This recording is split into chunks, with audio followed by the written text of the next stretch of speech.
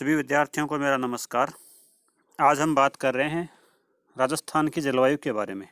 इससे पहले हमने राजस्थान के भौतिक प्रदेश, राजस्थान के भूगर्भिक प्रदेश की बात करी। विद्यार्थियों, जिस प्रकार से हम दिनों दिन देख रहे हैं कि राजस्थान का भूगोल जो है उसके प्रश्न राजस्थान की कंपटीशन एग्ज़ाम्स में बहुत सारे पूछे जाने लगे हैं। और आज जिस चैप्टर की हम बात कर रहे हैं राजस्थान के उच्चावच के बाद, यह है राजस्थान की जलवायु चैप्टर भी कंपटीशन एग्ज़ाम्स के लिहाज से बहुत ही महत्वपूर्ण है। इससे आपको लगभग हर परीक्षा में एक या एक से अधिक, अगर आप भूगोल की परीक्षा दे रहे हैं तो एक से अधिक भी मिल सकते हैं, लेकिन आप सामान्य ज्ञान की भी परीक्षा दे रहे होते हैं तो एक प्रश्न आपको राजस्थान की जलवायु से संबंधित अवश्य मिलता है। तो राजस्थान की जलवायु को हम 2-3 वीडियो के द्वारा कवर करने का प्रयास करेंगे। आज जो हम पढ़ रहे हैं वो आपको बीए पार्ट फर्स्ट में जो प्रश्न पूछते हैं अमूमन उसकी चर्चा हम कर रहे हैं। कंपटीशन एग्ज़ाम्स के लिहाज से सबसे अधिक जो प्रश्न पूछते हैं वो पूछते हैं कोपेन का वर्गीकरण या थॉरनथवेट का वर्गीकरण। उसकी चर्चा हम अगले आने वाले वीडियो में करेंगे। उम्मीद करता हूँ आप सभी वीडियो को बहुत ध्यान से सुनते होंगे और इससे जो प्रश्न आपको अच्छा लगता है, चाहे बीए पार्ट फर्स्ट की परीक्षा के लिए हो चाहे आने वाली कंपटीशन के लिए हो, आप अवश्य नोट करते होंगे। मैं आने वाले वीडियो में आपको इन चैप्टर्स में जो प्रश्न पूर्व परीक्षाओं में पूछे गए हैं उन सब की भी चर्चा आपके लिए करूंगा कि कौन से चैप्टर से कौन कौन से प्रश्न किस तरह से पूछे जाते रहे हैं, ताकि आपको ये सुविधा रहेगी कि आप उन प्रश्नों के आधार पर खुद आने वाली परीक्षाओं के लिए प्रश्न भी तैयार कर पाएंगे। अब हम बात करते हैं राजस्थान की जलवायु की। राजस्थान एक विशाल प्रदेश है। आपको पता ही है भारत का सबसे बड़ा क्षेत्रफल की दृष्टि से राज्य भी है, जिसकी जलवायु विस्तृत रूप से मानसूनी जलवायु का ही एक अभिन्न अंग है। वायुमंडल की औसत अवस्थाओं के आधार पर राजस्थान की जलवायु को अधिकांश लोग मरुस्थलीय जलवायु कहते हैं। मरुस्थलीय जलवायु राजस्थान के लगभग 60% भाग में पाई जाती है, जो मुख्यतः पश्चिमी राजस्थान के 12 मरुस्थलीय जिलों यथा श्रीगंगानगर, हनुमानगढ़, बीकानेर, जोधपुर, जालौर, जैसलमेर, बाड़मेर, पाली, चूरू, नागौर, सीकर, झुंझुनू आदि में है। इसके अलावा आस पड़ोस के जिलों में भी मरुस्थलीकरण की समस्या का व्यापक प्रभाव देखने को मिलता है। राजस्थान की जलवायु यद्यपि मरुस्थलीय अवश्य है, किंतु इसमें जयपुर, टोंक, अजमेर, भीलवाड़ा, चित्तौड़गढ़, करौली, सवाई माधोपुर और अलवर, भरतपुर जिलों में अर्धशुष्क जलवायु भी पाई जाती है। इतना ही नहीं, वरन डूंगरपुर, उदयपुर, राजसमंद, सिरोही तथा बूंदी, कोटा जिलों में उप आर्द्र जलवायु भी यहाँ पर पाई जाती है। और सुनिए आगे, बांसवाड़ा, झालावाड़, बारां आदि जिलों में आर्द्र जलवायु भी पाई जाती है। तो इस तरह से विद्यार्थियों आपने देखा कि राजस्थान में मरुस्थलीय से लेकर के आर्द्र जलवायु तक लगभग हर प्रकार की जलवायु यहाँ पर पाई जाती है। इस प्रकार राजस्थान में विश्व की मुख्य जलवायु में से उपयुक्त 4 प्रकार की जलवायु पाई जाती है। विश्व में मरुस्थलीय जलवायु अरब के मरुस्थल, मिस्र, सहारा, तकलामकान, कालाहारी, एरिजोना, पश्चिमी ऑस्ट्रेलिया के मरुस्थल में पाई जाती है, किंतु इन मरुस्थलों जैसी विषम जलवायु की परिस्थितियां राजस्थान में नहीं पाई जाती। चीन के तकलामकान के मरुस्थल में कभी कभी 5 वर्ष तक भी एक बूंद की पानी की नहीं गिरती है। ईरान और सहारा के मरुस्थल में कहीं कहीं घास का एक तिनका भी नहीं उगता है। तापक्रमीय एवं आर्द्रता की अवस्थाएं और तापांतर विषम पाया जाता है, किंतु राजस्थान के मरुस्थलीय क्षेत्र में हर वर्ष मानसून काल में 100 से लेकर 300 मिलीमीटर औसत वर्षा होती है। यहाँ विद्यार्थियों आपको बता दूं कि अगर हम इसको सेंटीमीटर में देखें तो 10 से लेकर 30 सेंटीमीटर औसत वर्षा होती है, क्योंकि 1 सेंटीमीटर में 10 मिलीमीटर होते हैं। कई बार परीक्षा में आपको इस प्रकार का प्रश्न भी मिल जाता है, तो आप कन्फ्यूज न हो, मिलीमीटर जो होते हैं वो सेंटीमीटर से छोटे। यहाँ सन 2006 के वर्षा काल में बाड़मेर के कवास, उत्तरलाई एवं मालवा गाँव में बाढ़ भी आ गई थी, आपको याद हो तो। यहाँ 18 अगस्त से 5 सितंबर 2006 के मध्य करीब 720 मिलीमीटर वर्षा मापी गई, जो लगभग 100 वर्षों में यहाँ कभी नहीं हो सकी थी। यही हाल पाली, जालौर, जोधपुर आदि मरु जिलों में भी हुआ। दिन का तापमान यहाँ अधिक होता है। यहाँ पंचभद्रा, चूरू, फलौदी और जोधपुर में कभी कभी 45 डिग्री सेल्सियस तक भी ग्रीष्म ऋतु में तापमान और कभी कभार तो 50 डिग्री को भी दिन का तापमान पार कर जाता है। लेकिन सायंकाल होते होते बालू रेत ठंडी हो जाती है और रात्रिकालीन प्रहर अधिकांश जनसंख्या के लिए अनुकूल, सुहावनी, रुचिकर होती है तथा मानव को आसानी से नींद आ सकती है। राजस्थान के मरुस्थल में अत्यधिक पशु आहार के रूप में सेवण, लवण तथा अन्य प्रकार की घासें पैदा होती हैं। इतना ही नहीं, वरन यहाँ शुष्कता प्रिय पौधे और पेड़ जैसे खेजड़ी, बबूल, बैर, खींप, कैर, पानी घास, रोहड़ा आदि वर्षा के पानी से जंगलों के वृक्षों के रूप में पाए जाते हैं। राजस्थान की आर्द्रता अगस्त और सितंबर के महीने में कई बार 100% पाई जाती है, तो दूसरी ओर सर्दी की ऋतु में 10% से भी कम पाई जाती है। इस प्रकार अधिकांश विद्वान जैसे ब्लैंडफोर्ड, गेलेनी, सर ओरेल स्टेन आदि ने राजस्थान के मरुस्थल को वास्तविक मरुस्थल की श्रेणी में नहीं रखा है। उनका मानना है कि जहाँ वायुमंडल की आर्द्रता का अभाव होता है, जलयुक्त श्वेताओं की अनुपस्थिति होती है, वनस्पति विहीन निर्जन धरातल दिखाई पड़ता है तथा रेत के टीले पाए जाते हैं, वहीं वास्तविक मरुस्थलीय अवस्थाएं होती हैं। राजस्थान के जलवायु के प्रमुख तत्वों में तापमान, वायुदाब, आर्द्रता, वायु की दशाएं, आकाशीय दशाएं आदि तत्वों का अध्ययन किया जाता है।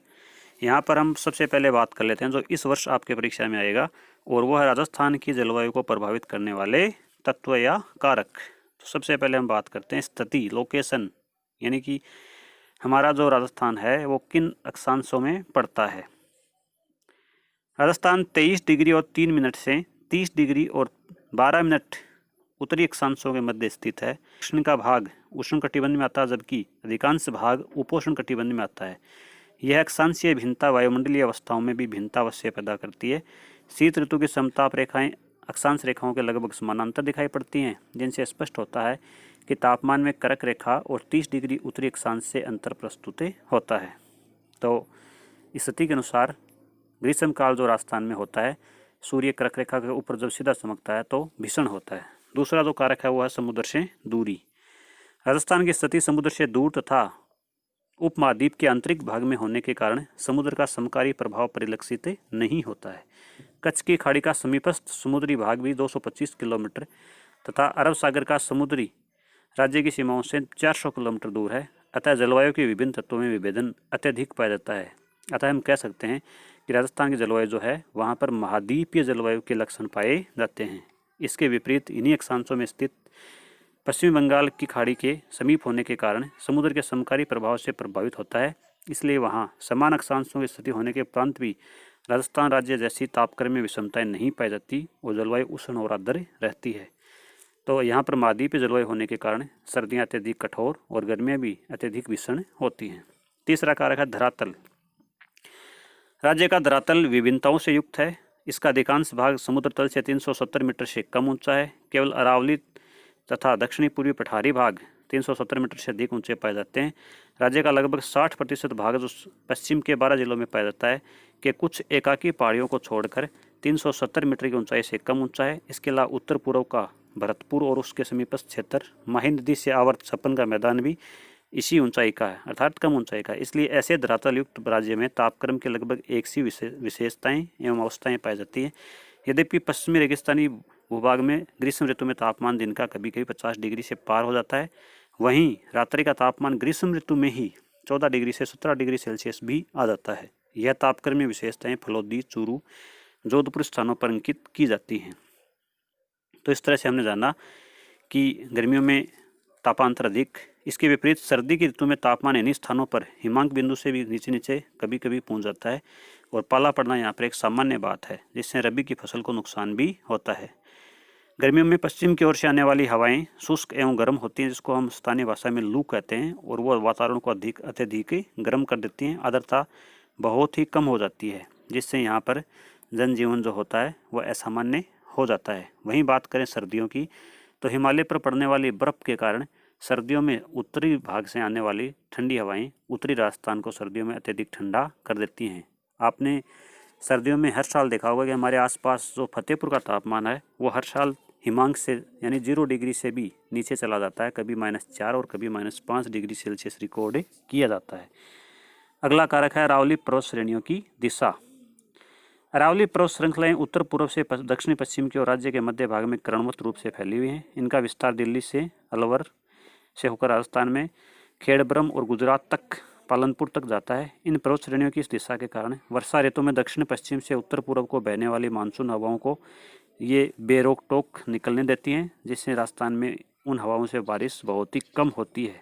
यदि इनकी दिशा पूर्व पश्चिम होती तो राजस्थान में आज जो परिस्थितियाँ आप देखते हैं मरुस्थलीय, वो नहीं होती, क्योंकि ये हवाएं जो होती हैं वो अरावली से टकरा करके यहाँ पर बारिश से करवाने में सफल रहती। लेकिन ये वर्तमान स्थिति के अनुसार बारिश यहाँ पर नहीं होती है। अगला जो कारक है वो है धरातल की ऊंचाई एवं स्वभाव। धरातल की ऊंचाई के कारण माउंट आबू जो सबसे ऊंचा है 1722 मीटर का तापमान सर्दियों में जमाव बिंदु से 0 तक पहुंच जाता है, जबकि जयपुर का तापमान 5 डिग्री सेल्सियस से नीचे बहुत ही कम पहुंच पाता है। राज्य के अरावली पर्वतीय क्षेत्र एवं दक्षिणी पूर्वी पठारी भाग को छोड़कर अधिकांश भाग 370 मीटर की समोच्च रेखा से नीचा है, इसलिए तापमान अरावली पर्वत के पश्चिम में लगभग समान रहता है तथा पूर्व में लगभग समान रहता है। इसी प्रकार वर्षा, आर्द्रता, हवाएं एवं बादलों की भी स्थिति दोनों ओर समान ही पाई जाती हैं। अरावली के पश्चिम की रेतीली मरुस्थलीय प्रकृति की भूमि में तापक्रम भी अधिक अतिशयता में पाया जाता है, जबकि पूर्वी पठारी एवं पर्वतीय क्षेत्र में कम विभेदन पाया जाता है। वर्षा भी पश्चिम में कम होती है, जबकि उच्च पर्वतीय दक्षिणी पूर्वी भागों में वर्षा अधिक होती है। मेघा क्षमता भी अधिक पाई जाती है, आर्द्रता भी अधिक रहती है, जबकि पश्चिमी भाग में ये सब कम पाए जाते हैं। इस तरह से हमने बात करी राजस्थान की जलवायु को प्रभावित करने वाले मुख्य 5 कारकों की। अब अगर हम बात करें कि राजस्थान की जो जलवायु है उसकी प्रमुख विशेषताएं क्या होंगी, उसकी चर्चा हम कल करेंगे अगले चैप्टर में।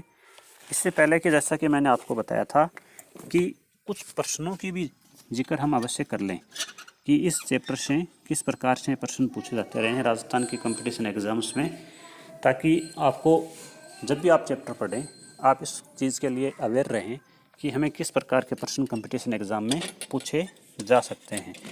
ये जो मैंने भी आपको बताया है राजस्थान की जलवायु को प्रभावित करने वाले कारक, ये आपको BA पार्ट फर्स्ट में पूछे जा सकते हैं। जो पिछले सालों में, यहाँ पर मैं ज़्यादा जिक्र नहीं करूँगा, कुछ ही प्रश्नों का जिक्र करता हूँ कि पिछले सालों में हमारे जलवायु को या जलवायु से संबंधित किस प्रकार के प्रश्न पूछे गए हैं। तो एक प्रश्न देखिए, मैं आपको बता दूं, एक प्रश्न RS परीक्षा में पूछा गया था 2009 में कि बीकानेर के आसपास की जलवायु को किस प्रकार से हम वर्णित कर सकते हैं। तो उसका उत्तर होगा गर्म मरुस्थलीय, क्योंकि अभी हमने जो चर्चा करी, जो संपूर्ण पश्चिमी राजस्थान के 12 जिले हैं उनकी जलवायु उष्ण मरुस्थलीय या गर्म मरुस्थलीय ही होती है। तो बीकानेर भी उसी का एक हिस्सा है, और चाहे जैसलमेर पूछें, चाहे जोधपुर पूछें, या उसके आसपास के जितने भी क्षेत्र हैं 12 जिले जिनकी चर्चा अभी हमने करी, वो सारे के सारे जो हैं वो गर्म मरुस्थलीय या उष्ण मरुस्थलीय का ही हिस्सा है। एक प्रश्न राजस्थान पुलिस की परीक्षा में जो पूछा गया था वो आपको मैं जिक्र कर लूँ। प्रश्न ये था कि राजस्थान में कम वर्षा का कारण अरावली पर्वतमाला की कौन सी स्थिति के कारण है। राजस्थान में कम वर्षा का कारण अरावली पर्वतमाला की कौन सी स्थिति के कारण है, और इसका उत्तर होगा कि इसका मानसूनी हवाओं के समानांतर होना, जिसकी भी हमने चर्चा करी है ना कि अरावली पर्वतमाला जो है वो दक्षिण पश्चिम से उत्तर पूर्व की ओर फैली है, और हवाएं भी जो हमारे मानसून की आती हैं वो इसी दिशा से आती हैं, जिनको अरावली पर्वतमाला रोक नहीं पाती है, और वो अरावली के समानांतर ही आगे की ओर बढ़ जाती हैं। दिल्ली जो हमसे और अंदर है, आंतरिक महाद्वीपीय भाग में है, लेकिन दिल्ली में हमसे ज़्यादा बारिश होती है और हमारे राजस्थान में दिल्ली से कम बारिश होती है। इसका कारण यही है कि अरावली पर्वतमाला जो है वो मानसूनी हवाओं के समानांतर स्थित है। इसी तरह से जो और प्रश्न आपको पूछा जाता रहा है उसमें मैं आपको बताऊं कि राजस्थान का वह जिला जहां पर सर्दियों में बारिश होती है, तो सर्दियों की बारिश की चर्चा हम आगे भी करेंगे, तो इसका ऑप्शन के हिसाब से आपको उत्तर देना होता है कि सर्दियों में राजस्थान में बारिश उत्तरी और उत्तरी पश्चिमी जिलों में होती है, जैसे गंगानगर, हनुमानगढ़, झुंझुनू, चूरू, सीकर। इन जिलों में सर्दियों में मावठ के रूप में हमारे यहाँ पे बारिश होती है। इस तरह से विद्यार्थियों, मैंने आपको 2-3 प्रश्नों का जिक्र भी किया। अन्य प्रश्न में आपको एक अलग चैप्टर वीडियो बना करके सारे प्रश्न इसमें बताऊंगा कि किस प्रकार से प्रश्न आपको पूछे गए हैं। आज के लिए ज़्यादा वीडियो लंबा नहीं करते हुए इतने ही प्रश्नों का जिक्र मैं करूँगा। आप इससे संबंधित जो प्रश्न हैं वो कॉपी में नोट डाउन करिए। धन्यवाद।